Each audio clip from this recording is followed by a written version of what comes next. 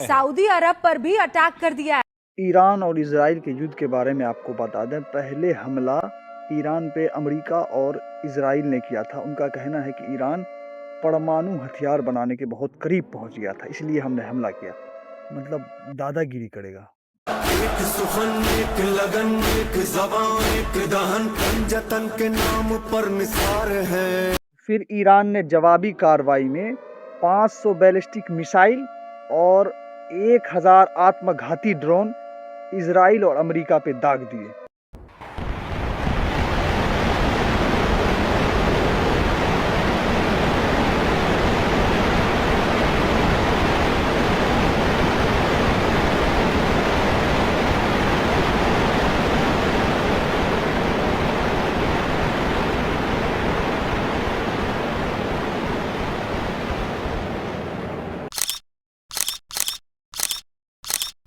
علي علي دل علي دلبر علي سرور علي